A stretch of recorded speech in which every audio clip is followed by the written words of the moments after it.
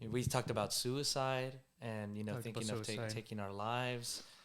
And by the way, I think everybody at one point has maybe like contemplated the idea. I could be wrong, Mm-hmm. but most everybody maybe has came to a point so low in their life where they were just like, that's it. I'm gonna pull the plug on my life. And can I can imagine, people that believe in God.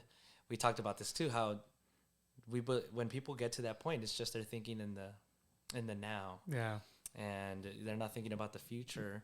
They're not thinking that things can get better, and things can get better. If Mm-hmm. you're listening to us or watching us, and if you're going through these things, um, me and Luis both sincerely believe that the church should address these things and not label these people as crazy or you're not really a Christian Yeah. or a believer because your faith is lacking and these things are occurring in your life. That's, absolutely false in my point of view. Things will happen, problems will occur. We will go through things even as believers. But Luis was sharing with me something that I thought was really, really profound, which is a verse that he likes to quote all the time. Not just playing, not all the time, but he has mentioned a couple times, and it's very true. So, Luis, I'd like you to, share with us a Well, bit.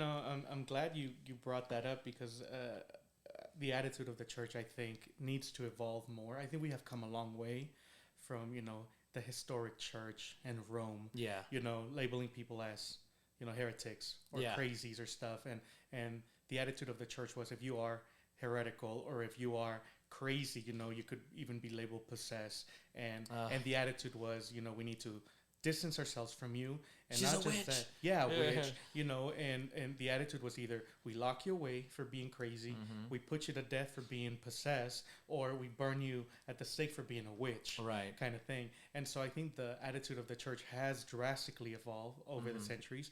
I think we are in a place where people can talk about that, but I think there's still a lot of stigma in the church.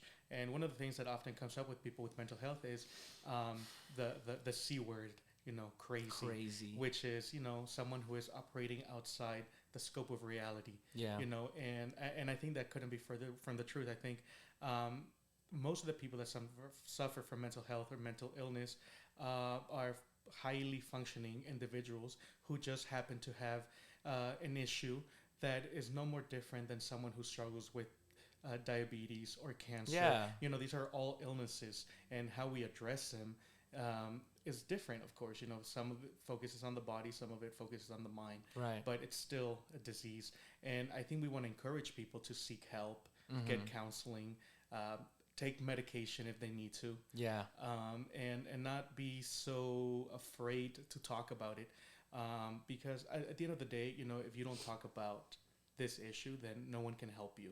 Right. And we want to be encouraging to people and say seek help, Yeah. get counseling, and I believe there is really no better place to deal with things like mental health issue than the Yeah. church, because I think people forget, Miguel, that the church invented the hospital. Mm. The hospital wasn't born, it wasn't somebody else's idea, it was a mechanism of the church, it was a tool of the church. Mm. From biblical times till now, we see Yeah. that part of a tenet of Christian faith and value is focus on healing and Yeah. healthcare. In fact, in the Bible, 2 times it mentions that Jesus's ministry, Jesus would go into every village to preach, teach, and heal. And heal. So Mm-hmm. a third of Jesus' ministry focuses on healthcare. Yeah. And obviously, the Bible also says that uh, it is with your mind that you Yeah. please God. So clearly, God not only cares about what you feel and what you do, but also But how what you think. Yeah. And so you can't serve God if your mind is not fully Right. there. Okay. So, you said the churches you feel like the best place to talk about these issues and kind Mhm. of deal with them, but sadly the people aren't. Some of the people aren't, and they push away the people that Yeah, we're not want to equipped. come in Right. and share that with them so they can receive help. But like you said, we'll label them as the crazy people, and Mhm. therefore they won't want to open up. And we talked about the sincerity, being sincere, being honest with what you're going through, because if you're not sharing this information with other people, if you're not sharing what you're going through, it'll lead to you believing nobody cares, nobody, wants to know what's going on with you, and it'll lead to, possibly suicidal thoughts. You feel like nobody's out there to help you, and that's a terrible thing that happens, unfortunately, especially with us young people. You see countless young people taking away their lives, and it could be, a lot of stuff that goes on in their mind that they just don't tell anybody about. And they say the best way that all of this can end is just taking my life away. But remember you said that with you doing that, you're just transitioning that pain and that sorrow to somebody else. I think one of the things about suicide that's so sad is you come to a point in your life where you really see no way out. You can't see your life going on the way it is. And sometimes people unfortunately do go that route and take their life. Yeah. Right. But and all that is with the hope that it's gonna end the pain, whatever's troubling, whatever, and it doesn't end the pain. Suicide never ends the pain. What it does, it just transfers to someone else, because all your loved ones who remain, they carry that pain forever, thinking that maybe they should have helped you a different way. They should have approached it a different way. That maybe they should have done more to help you. And so, it never, the pain never ends. It just gets transferred to someone else, and the cycle continues. Yeah, and I've thought, like we were mentioning before, I've thought of. There's been, I think, one point where I contemplated the idea for more than 10 seconds, maybe, or a little bit more than that. Whatever, I can't really remember, but thinking. What if, this is it for me, and the best way to just end all of this is just, I don't exist anymore. Because, in your human way of thinking, you say, well, if I don't exist, the problems don't exist either. Right. But they still do. They linger because, like you said, then the family has to deal with the loss, the burial. We know of a friend of ours whose father passed away, and you could see that these people were mourning and grieving, even though, they knew that the person was in a better place. But, the tragic part of loss is that is going to remain with you, the memories that you made with this person, and knowing that those memories won't ever be, revisited anymore. Yeah, and even after death, there's always a lingering attitude among the people that remained. Is I wish I could have done more. I should have done more.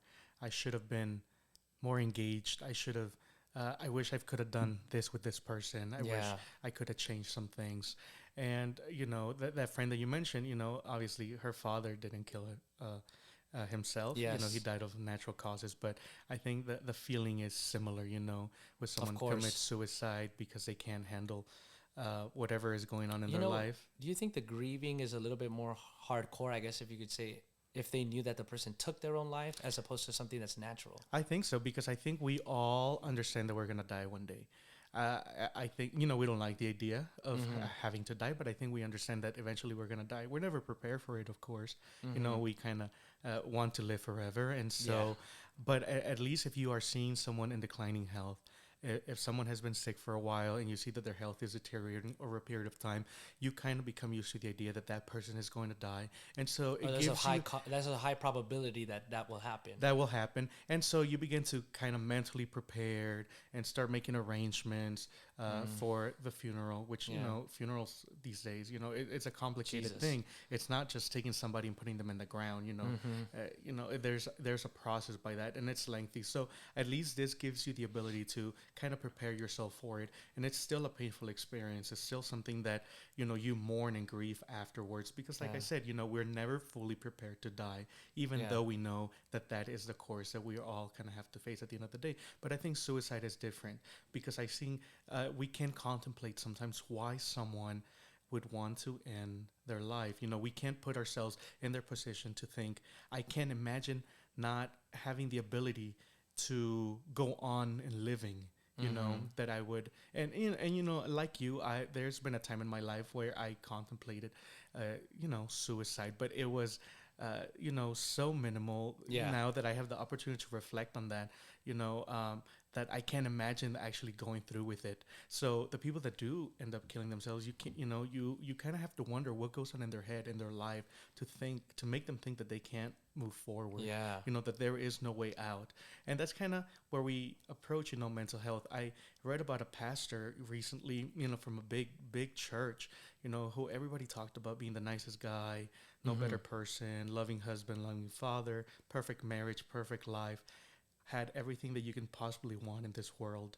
And somehow it wasn't enough for him. And he ended up committing suicide, Wow. which is, it's hard for Christians to deal with suicide, Yeah. because often the attitude is, well, wasn't Jesus enough? And Mm-hmm. I think that is kind of the wrong way to look at it, because I think we're failing to understand that, we are not just physical beings and Yeah. spiritual, but, there is also a mind component to it. Yes. And while I believe that sometimes, it can be a spiritual situation, a lot of times, it's chemical. And so we want people to seek help and counseling, professional help. Yes. And I think there is a stigma in the church about that, because I think the attitude of a lot of people is, well, I believe in God, I am a good person, and I believe that God has the power to intervene in my life in a way that he can bring supernatural healing to me without me having to put myself through this process of medication and counseling and therapy, that kind of thing. And while I believe that God can intervene in your life, I believe that at the same time, he has established he has ordained a physical order by which we obtain healing. Yeah, I think we need to talk about that's a conversation to have, an important one at that. We talked about how a lot of us believers believe that God will just snap his fingers and And things fall into place things in will your fall life. into place. And when it comes to health, that's a big thing. People say they have an illness, they believe that God can bring divine healing, which he can, but you never seek the methods that God has put in place for us to receive that healing, to go to your doctor, to go to your medical expert and tell them, this is my problem, this is what I'm going through. They give you the diagnostic, they tell you what's recommended, and that's one way of healing. But God has placed that. God has placed that. And we talked about how we can be grateful, in situations where our illness, our health is not all there, and we can be thankful and grateful that, let's say, like we gave the example, if we break our leg, and we go through that healing process, they put a cast on us, and we go through that rehab, we become a little bit more grateful, and we can sympathize for those who have lost a leg or broken a leg, or you can relate to those people. Yeah, I think one of the things that I think throughout church history is often misapplied is how God intervenes in our life. While we do see in the Bible times in where God intervenes directly in people's lives, I think we also see in the Bible where he uses other methods to reach people. And Jesus is a perfect example of that. You look at Jesus, like I said earlier, a third of Jesus's ministry was focused on healthcare. Yeah. And one of the things that Jesus was known for was healing people.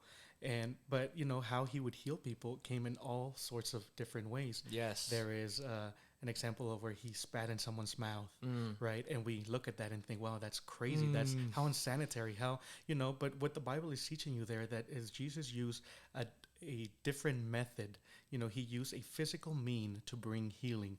We see the example of where he spat on the ground, made some mud, and put it on the man's eyes and restore his sight. Again, he's using a physical means to bring healing and deliverance to that instead person. of just instead putting of his instead hand of on just their saying face. you're healed kind of thing. Exactly. We're seeing him use physical Which he means could have done. He could have done, but I think he's establishing God is establishing through Jesus a physical method by which we can obtain healing.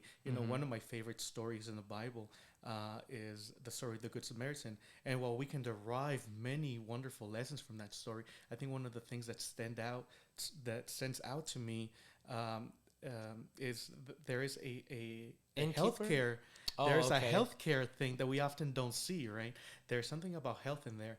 And basically, for those of you who don't know the story, there's a man that's going down the road and he gets beat up and robbed, and there's some people pass by and this man pretty much picks him off the ground and Yeah. takes him to an innkeeper, Yes. someone who takes care of him. He says, I can't take care of him. I'm traveling, but take care of him for me and I will pay you. Yes. And he says, clean his wounds, Yeah. put some boiling wine on him, put some ointment, put some, Some bandages, Yeah. uh-huh. And one of the things that stands out to me is Jesus is the one telling this story, Yes. to people.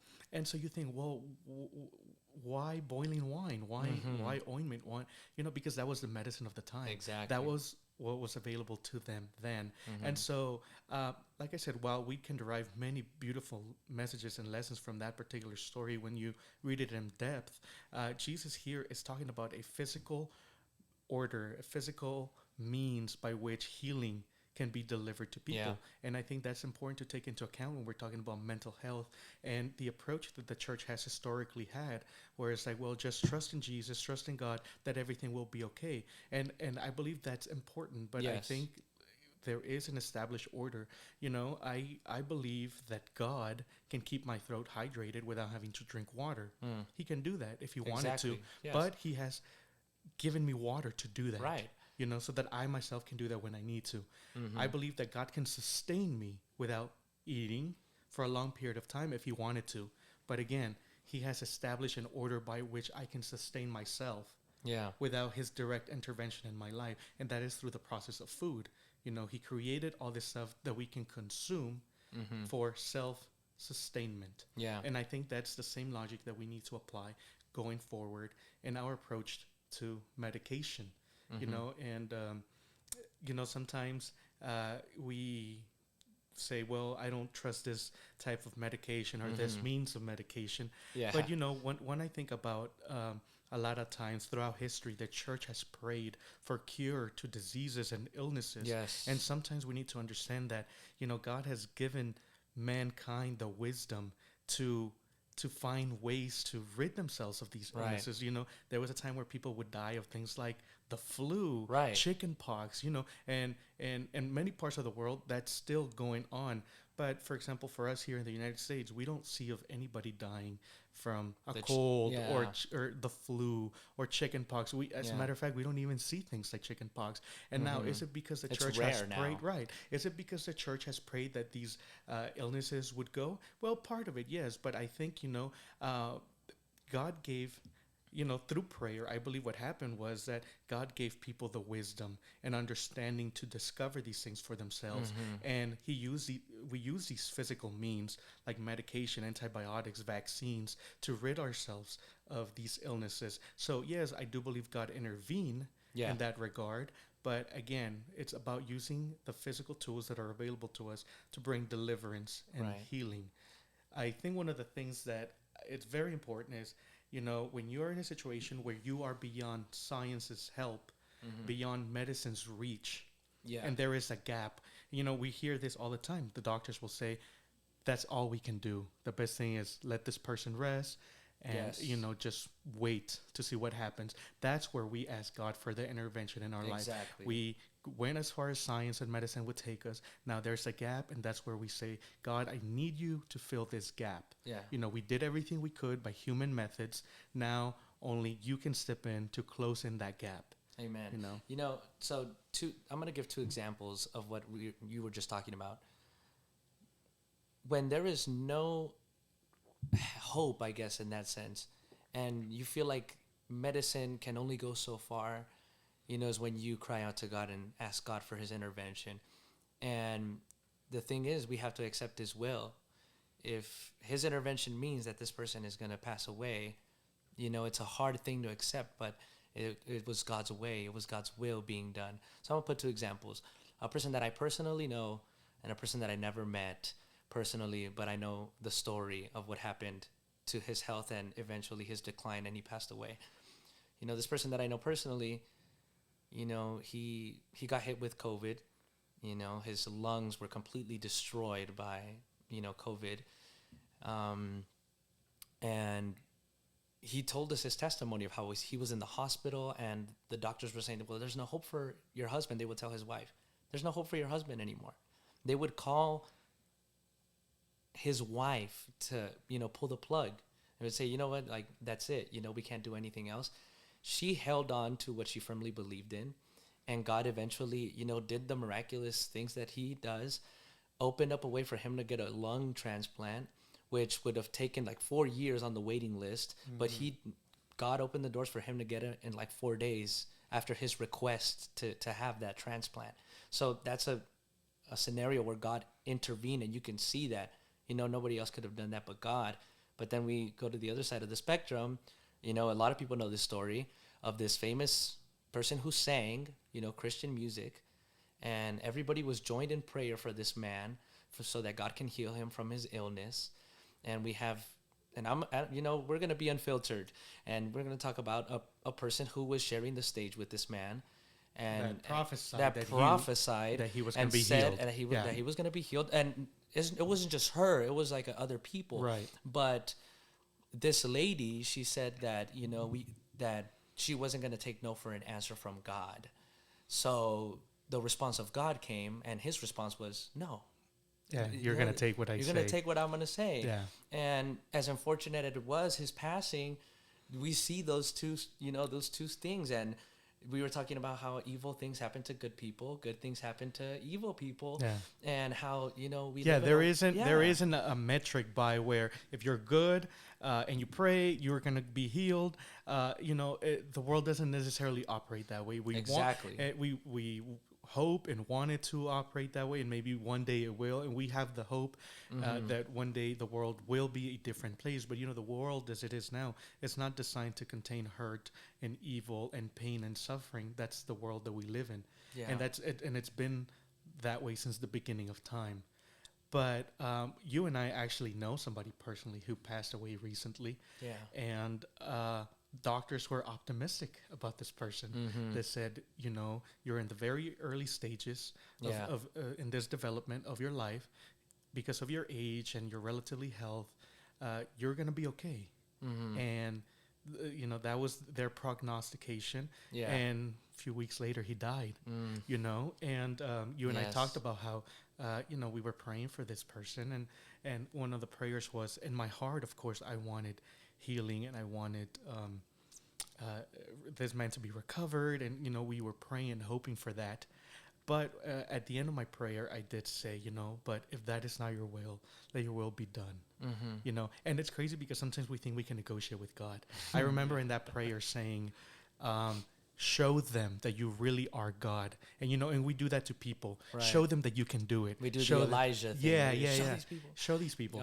And so I remember saying that to God, saying, show them once and for all that you truly are God. And I almost kind of felt a little guilty thinking I could, butter him up. Yeah. And at the end I just had to say, but you know what? Let your will be done. And if it's not your will, then we will know. And so, even though the doctor said, you are fine, you're going to be okay, your recovery is at hand. Yeah. We know that a couple of weeks later, after that positive prognostication, that he died. Yeah. So there isn't a black and white thing to it. And so I would hope that the people that are listening to this will take this and they can apply both methods. There isn't anything in the scripture that prohibits you from seeking professional medical scientific help. Yeah. And we want to encourage people to do that. And I think the attitude of the church will eventually shift completely to the point where it accepts wholly, scientific medical help.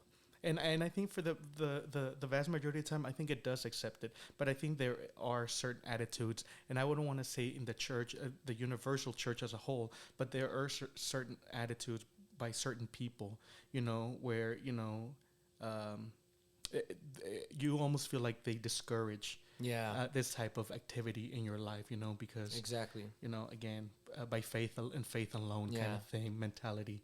And I just don't think that that's the biblical basis of our life.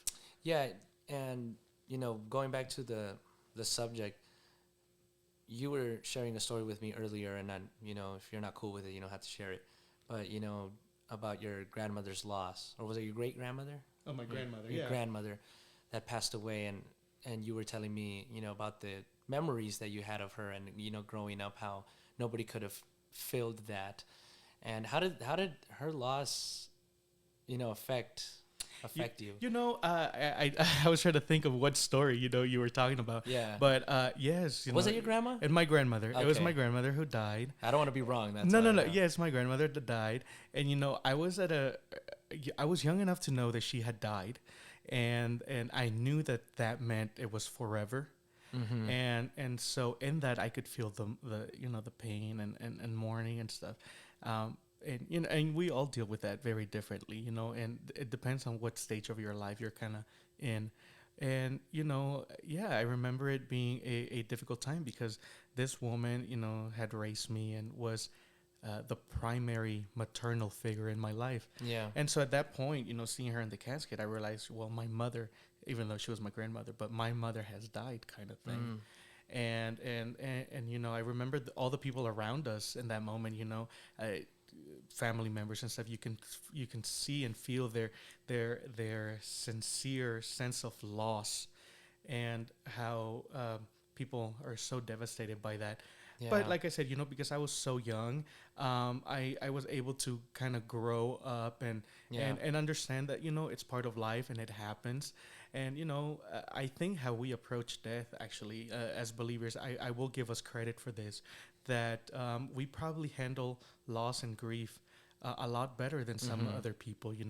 There are people that can never fully grasp losing somebody, and they go through stages of their life, seasons of their life, just holding on to somebody that's dead, and they cannot accept it, and that can trigger very serious physical and mental illness, in your body, because you cannot process, that loss. Whereas we understand, or we at least believe, that you may be gone, and of course it hurts, of course it's painful, and we, even believers, have a hard time sometimes accepting that. But at the end of the day, we come to the conclusion that you may have died, but that somewhere along this human experience, we will see you again. And that, believers, we believe that once you die, you go before the presence of the Creator, and that you are fulfilling the purpose of why you were created, which is to be with Him, at peace, and to be able to express hymns of worship and praise, and you're going to be in a complete state of absolute peace, which we don't know what that means, because we never in human history have experienced peace, real peace. You may have peace in your life for a season or for a period of time, but we don't know what true peace for eternity of peace, And so we believe that. So that gives us a sense of comfort, and it helps us go on with our life. Yes. So I think that is an advantage that we have that maybe other people don't. To a lot of people, death is forever. You will never see them again. You will never have the opportunity to embrace them again. You will never have the opportunity to speak to them again, to feel them, to, all that stuff. And we don't share that view. You know? And so I think that's one thing that sets us apart from a lot of people. But, death and loss and grief, actually, it comes in all sorts of ways. One of you mentioned the scriptures earlier. One of the verses that I always like to quote is, blessed are they who mourn, for they will be comforted. And you think, well, why is that a blessing? Because normally we have a very different attitude about what a blessing is. Right. When we think of blessings, we think, well, I got the car I wanted, I got the house I wanted, I have the money, the bank account is looking the way I need it to look. You have these people walking with the "I'm blessed" shirt, and they think of it as like, I have a nice car, a nice house. And that is a way of being blessed. There are a lot of people that don't have that. Of course. If you are in that position, yes, of course, it's a blessing. But what Jesus is doing here, when He's telling these people that, is He's challenging our perspective of what blessing is. Yeah. Sometimes we go through tragedy. Sometimes we go through pain and suffering, and we see that as a terrible thing. When what Jesus is saying is, you are blessed because you have an experience that will allow you to feel consolation in the future. Blessed are they who mourn, for they will be comforted.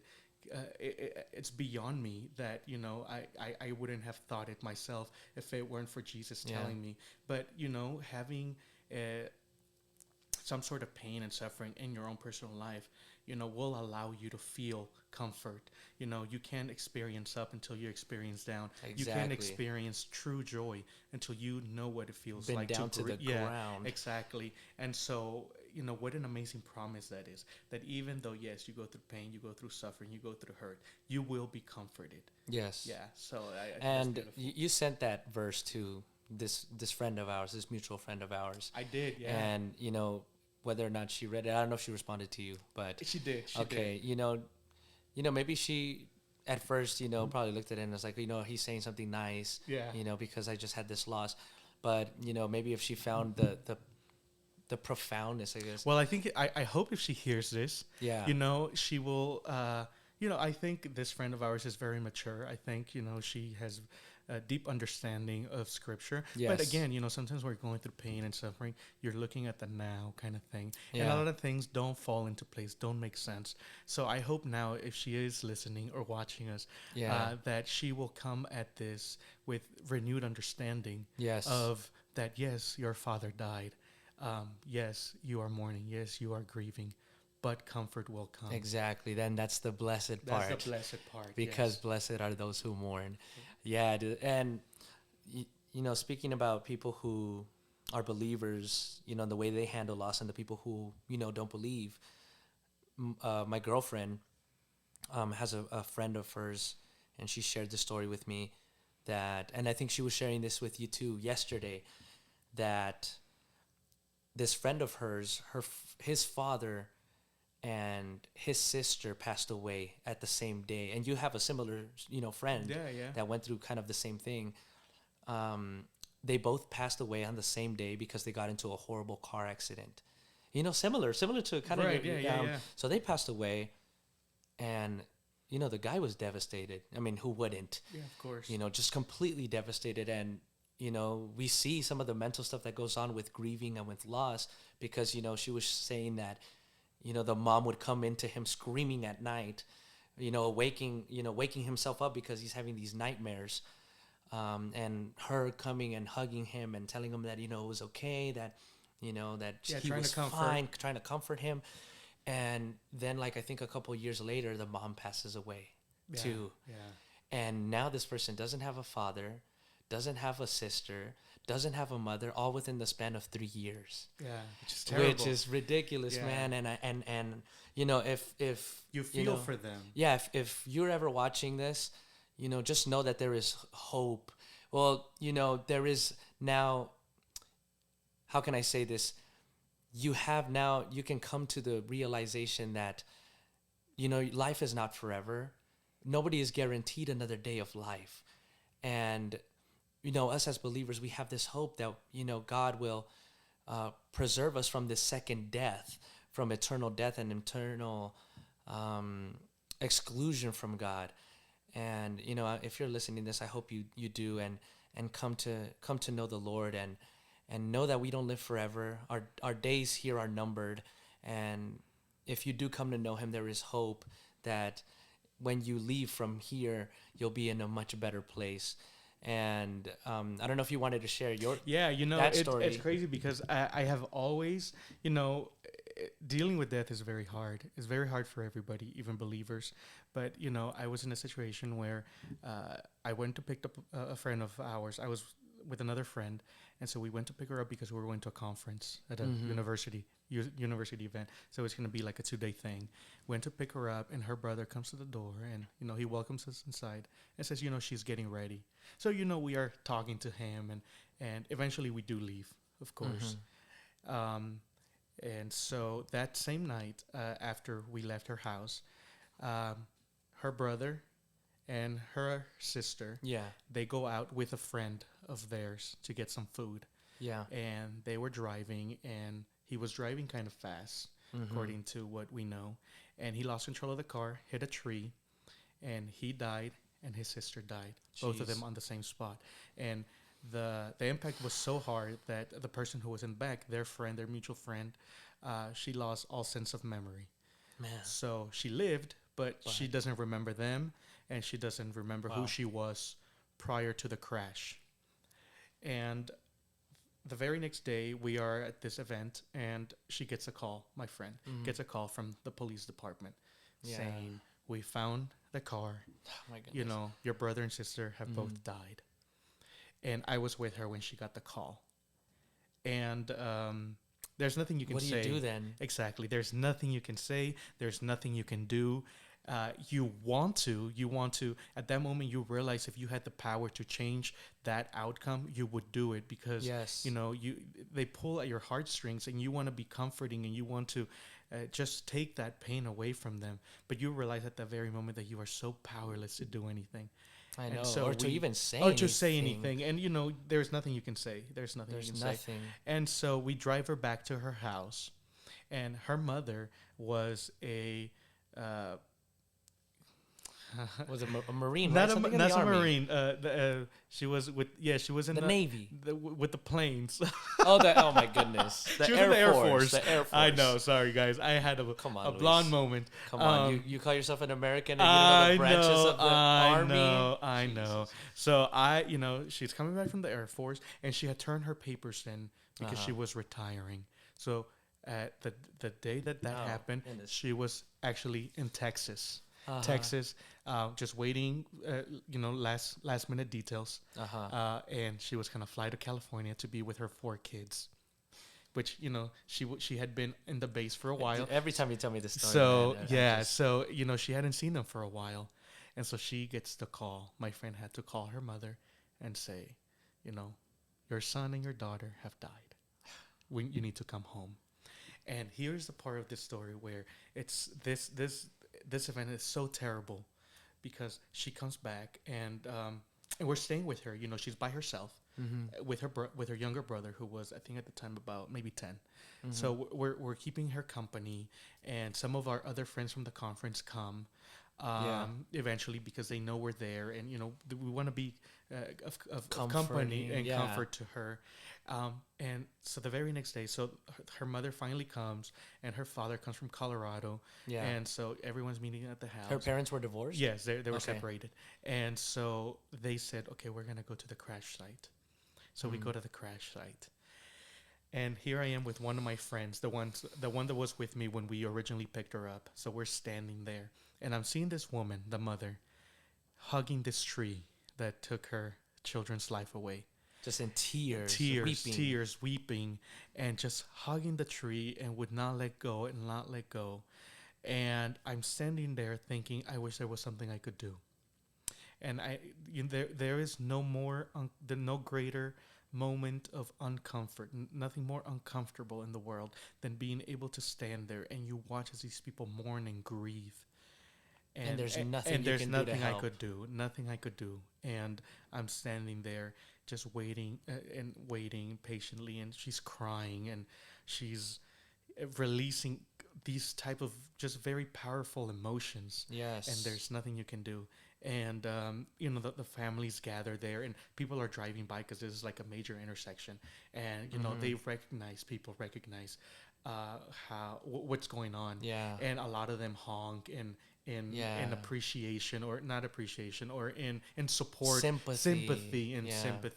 And I remember there was this older woman that kind of pulled up on the side of the road, and she kind of came and hugged her. Wow. Didn't know the woman. You didn't tell me that part of the story. I didn't tell you that part. Didn't know the woman. She just said, "I'm so sorry for your loss, Lord," and kind of just got in her car and left. Jeez. And man. So you see that people feel, and people want to be of support and want to be sympathetic to your loss. Yeah. But at the end of the day, there's never been a moment in my life where I just felt so powerless to do anything. Yeah. And I kind of just stood there. At the end, once she kind of composed herself, she came and hugged us, both of us, my friend and me. And she said, "Thank you for being with my daughter." Yeah. Because you guys didn't have to, but thank you for doing that. And at that point, do you feel like a sense that you did have to? Oh yes, of course. Yeah. Right. I didn't have a legal obligation. Right. But what kind of friend, if you're true, and it's crazy because I haven't talked to this person in a while, since that day or later on, but not necessarily because there was, just people live their lives. People are busy, so you don't see these people very often. But at that moment, of course, I felt bound to be there. Yes. Because I think it would have been a very cruel thing if we dropped her off at her house and said, well, we got to go. You know what I was thinking, and sorry to interrupt Yeah. you, but that those people that passed away, well, at least maybe not in your case because the sister was still alive, right? The one that went to the conference Yeah, with you. she's alive. Okay, still. but these people were the bridge between you and the people that were close to them, kind of thing. Yeah, yeah. And so it's kind of like when that person is missing from that equation, and now it's just you and these people that wouldn't have any relationship if it weren't for this person. Yeah. It's kind of like this is the moment where if nothing goes, I think, as it was before, you separate yourself from these people because the person bridging you was the person that And you know is what's gone crazy about now. this story?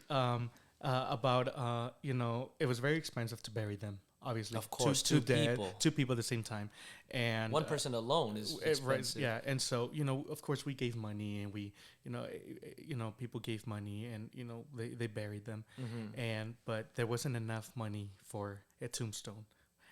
And so the mother said, I will get a tombstone, and so they invite me to the ceremony, I guess you can call it. Yeah. When they place a tombstone, and they knew me as the Christian of the group. And when I tell you this, it almost makes me feel ashamed because they knew me as a little Christian one of the group. And so, of course they believe in God, but they don't necessarily have a quote unquote religious attitude. Yeah. And so she says to me, the mother, she says, Can you pray? Oh. And when I tell you, Man. I was, You weren't gonna say I, no. I had been a Christian my whole life, and I was, I grew up in the church. Church life was my life. But at that point in my life, I was in college, and I was kind of partying, and So you weren't all there. So I wasn't all there, Uh-huh. and at that moment, I had to be quick on my feet and think, okay, this person is still mourning and grieving. So it was more about putting a show. It wasn't more of a sincere prayer where I said, God, really comfort these people. Of course, that's part of the prayer. But it was more about, let me put on a good show because now it's kind of expected of me. Because people know that I'm a Christian. People know I'm a Christian, and they're saying, if anybody can do a prayer, it's going to be this guy. Yep. And so it was really more about, I have to put on a really good show, make sure the words are right, make sure. So it wasn't a sincere prayer where I could say, God, really come and help these people and hold them together. No, it was more of a, trying to make them feel good kind of thing. That? Or like I can understand why you're ashamed I don't regret that I did that because I think it made them feel good at that moment. But as I look back, I wish at that point in my life that I had a sincere relationship with God, so that could have really been a meaningful prayer that maybe would have touched them, that maybe would have changed them, maybe, I don't know. But what I did that day, I put on a show, and because you were filling in the mold that they had for you, right? Yes, of course. Yeah. They had this view of me as, you're the Christian one, you're the one that prays, you're the one that is closest to God. Right. And I can't say at that moment that I really was close to God. Was the ceremony was there like a pastor there or something? No. It was like their family. Okay. And then I happened to be there, and so they said, would you go to the cemetery with us? Yeah. We're putting in the hoods. And so I went as to be supportive, of course, but I never realized at that moment that they were going to say, can you pray? Yeah. Can you lead us in prayer? And so it was like something spontaneous. Yeah, and it was kind of that kind of prayer where everyone got around the tomb, both of them, because they're together, the brother and the sister, and that we surrounded the tomb, and everyone's like holding hands, and she says, "Can you pray?" And so again, I had to be quick on my feet and just try to put on the best show that I could, because what I wanted there was for them to feel good, to feel that okay, we received some kind of hope. Yeah. And through that prayer kind of thing. But, as I reflect back, of course, it wasn't a sincere prayer. It was more of I just need to make them feel good because that's what I felt that I needed to do at that moment. Okay, so, now that we're talking about you were the Christian in that group. They went towards you to lead them in prayer because you're the person that they thought was the closest to God. You shared a story with me about a friend of yours who, you don't know truly if she's still alive or if, she's gone. She sought you out because you She knew again, that you were Christian. again, I stood out. I was Yeah. the Christian of the group. Well, share with us the story. Oh, this is a heartbreaking By story. the way, we've tried to talk about this, Let and me tell you guys, we tried. So Miguel knows this story really well now. I've told him this story, and we've tried to share it with the listeners because we think they can really get something out of this. yes, And every time I try telling the story, something strange has happened. yeah. Where The first time we did it, now it's working perfectly fine, which is weird, but the laptop was messing up. yeah, Okay, so we're like, it's something that's going on with the laptop. So boom, we start messing around with it. It ends up working, and we record something, but it doesn't come out how we want it. We come in the next day, and we start off recording, and again the laptop is like messing up on us. Then we get it to work, And the and camera. out of all things, the camera stops recording. right. Then we record again, and we bring in two other people. And when we start talking about this story, was it when we were talking about It this? was this story. I was telling you, I was in the middle of this story. Okay, yeah, tell And us. the power went out. And the power goes out. Out of all things, Yeah. dude, I never imagined that to The happen. power goes It's the out. first time this happened. So we've had some technical difficulties and really getting this story out there, and it could be pure coincidence, but I don't know. We'll let the listeners decide what they think. But yeah, we just had a hard time, and I've told you the story a couple of times privately, so you know the story very well. Go before you go on. Let me check if the camera's still recording. I can edit this part out. All right. See, they be trying to play with us, so we. Oh, it still is. Okay. All right. Dude, it's 50 minutes. Oh God. Okay, so share the story real quick. Okay, well, but we talked for like 30 minutes. Where Yeah. it was just, okay, so let me tell you guys a story. I had a friend who had very unique experiences going on in her life. And again, she sought me out. I think now as I reflect on this, because she saw me as probably the closest person that could have helped her outside her immediate circle, because she perceived me as the person that was probably closest to God, the person that could maybe be encouraging and maybe through prayer, I don't know, supernaturally change the experiences that she was having. But this is an individual who, suffered from sleep paralysis. And you'd say, well, that's not a bad thing. It's not a terrible thing. Well, in her situation, it was a unique experience because this was something that had been going on with her for years. Yeah. And started very early, and it was going on with her for years. But, so every night what would happen is she would wake up and be paralyzed. Her eyes are open. Her mind is awake, but her body is not. And some of you might have experienced what that is. But, she would have these very violent, you can call them visions or apparitions. Yeah. And her that would greatly disturb her. And she was unable to move and to scream. And I recall there were so many times where we would talk about this. This was an ongoing thing. Yeah. She would talk to me about it every night. And there are some of the experiences that she had that are kind of ingrained in my memory. There was one incident where she wakes up and she sees this, what she described as a very demonic woman, this being, supernatural being that was floating right above her. And she said the experience was so surreal that she could feel this woman drooling on her, that she could feel it on the skin, on her skin. And she remembers telling me that tears would just roll down her face. Yeah. She was unable to move, to scream, to run away, you know. And eventually when there was so much adrenaline that would build into her body that it would eventually actually wake her up, and she would begin screaming and sobbing and crying. And her family at this point was pretty much used to that. And so they would obviously rush into her room and say, reassure her, you're okay, you're fine.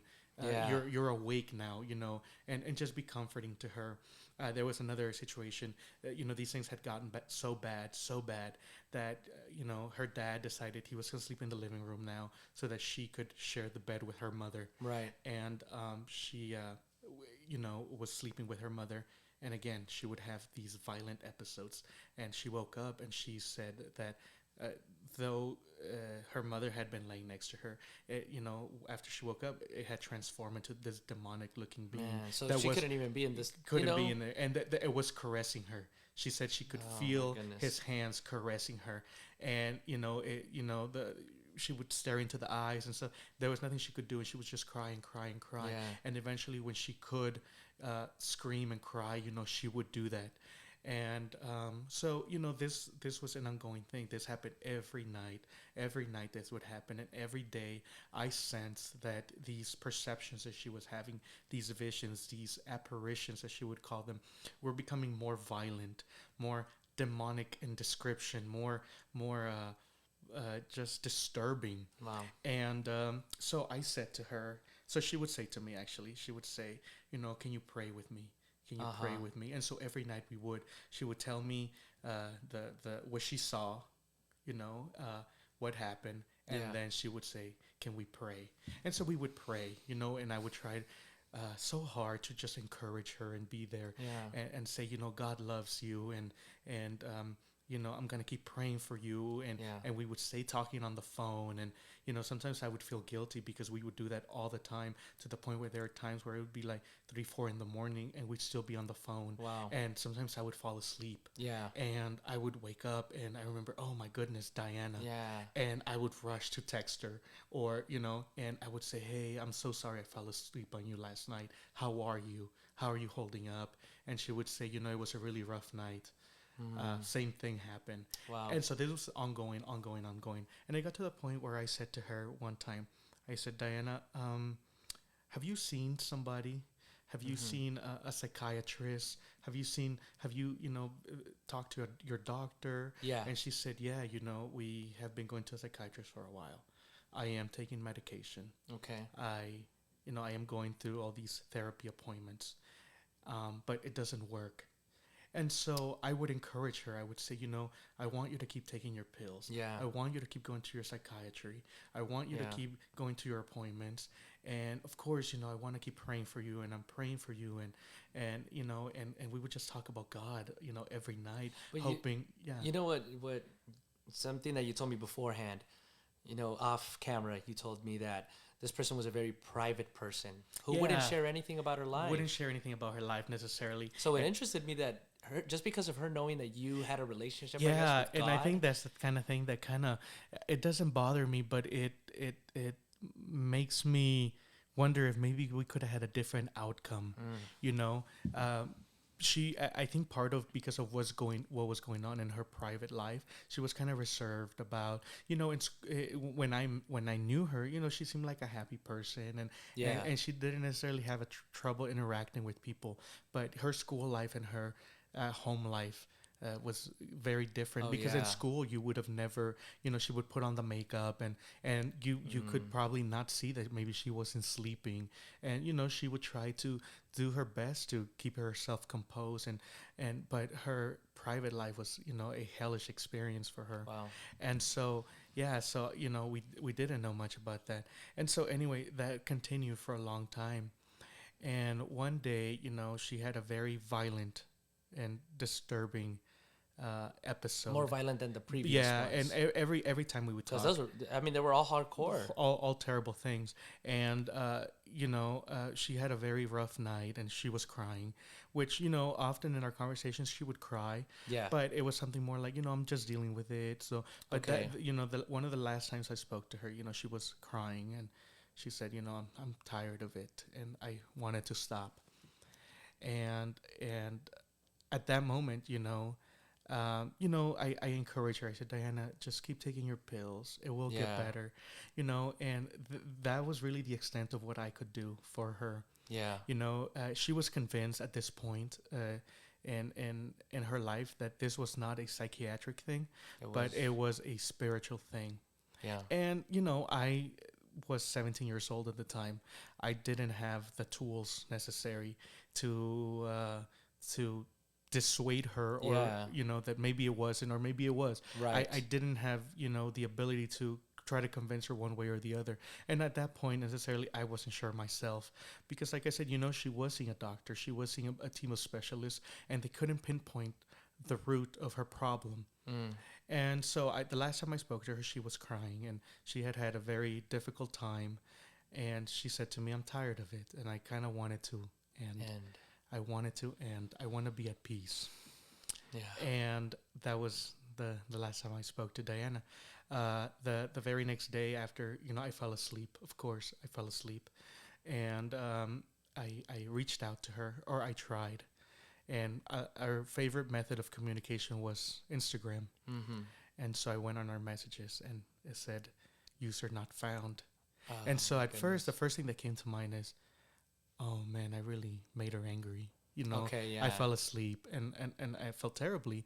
And I said, maybe she was really counting on me to be there for her.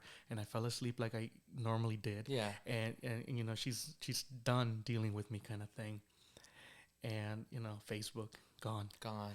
And so I said, wow, okay. The phone number? So I called her phone number and it said user not, not available, not in service. I think it was the operating machine call, user not in service. Yeah. And I tried reaching out through people that I knew that knew her, and no one had any idea what happened to her. And I it got to the point where I think maybe she did commit suicide. I don't know. I want to believe, I really want to believe in my heart that she is somewhere Out there. out there at peace. Every time you tell me this story, I hope the same thing. I hope Because the when same you thing. tell me this and you're like, you told me at the end, I don't know. I don't know if she's even alive or Yeah, not. I don't know. I don't know if But she's alive. And I try to Luis, track her down. Luis, I think about usually when somebody dies, their social media. But then I think about it, their social media doesn't go away. No, that I think quickly. she purposely she did that. did that. And so that maybe if she did go through with it, it would have been an easier. I don't think she would have. She was not the kind of person, as far as I knew her, that would have liked this to be a public thing. Mm-hmm. So I think part of the reason why she took down the social media was so that if she did go through with it, people weren't going to be finding out. And then, Right. tagging traditionally like we do, rest in peace, you are a nice Yeah. person, we will miss you, Yeah. kind of thing. I think she was private enough where she wanted it to end. But at the same time, I don't necessarily believe that she would have wanted everyone to know. Yeah. And so I've tried to track her down. I And tried. With no success. I checked, I've run her name through social media in different ways and, Man. So So use different accounts in case she had blocked me. Yeah. And it's the same thing. The You went user to that was not extent. found. I went to that extent because for a second, at the beginning, at the very beginning, I thought, I really upset her and I've been terrible, because you want to blame yourself. I was a terrible friend because she counted on me and, she needed me to be there when these things happened so that I could pray with her and somehow she would get some kind of relief and I did the best, what I thought was the best that I could do at that point, and whatever I did, Yeah. as good as my intentions were to help her, they didn't work in the end. And so I thought, originally maybe she just blocked me, maybe she's upset. I'll see her again and I say, look, I'm sorry, I will be there for you next time, kind of thing. Yeah. And that moment never came. Yeah. So I try to track her down. I try to, but and I couldn't. And so I contemplated the fact that maybe she did She go did. through with it because I don't know if I told you this, but I think she had. So she had actually told me that she had attempted it. I think you did tell me. Yeah, That. in the past, and she had attempted it with pills. Yeah, you did. And You did. and yeah, and they came after her, and they, Yeah. they did the stomach pump and that kind of thing. Okay. So maybe she was successful second time around. But Yeah. again, whether she is alive or she's dead, I hope that she's at peace. Truly hope that she's at peace because that's not a way to live. It's not. And so what I want people to take from this story is, get help. Get help. Reach out to anybody who will listen to you. Yes. Anybody that will listen to you. And, there are people that care about you. There There are. are people that will help you in any way they can. There are resources available to you. Yeah. And also I want to say to people if they are in the situation that I was in, where we're kind of on the receiving end. Yeah.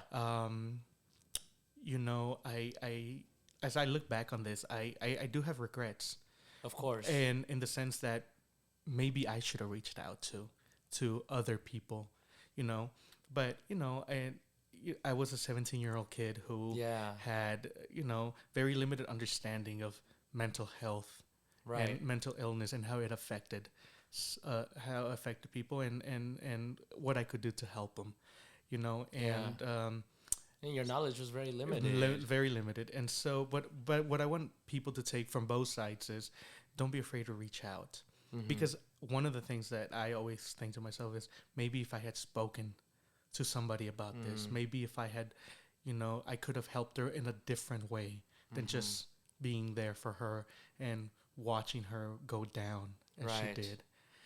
And so, yeah, I don't know what happened to her, but I do hope that she is at peace and Yeah. at rest.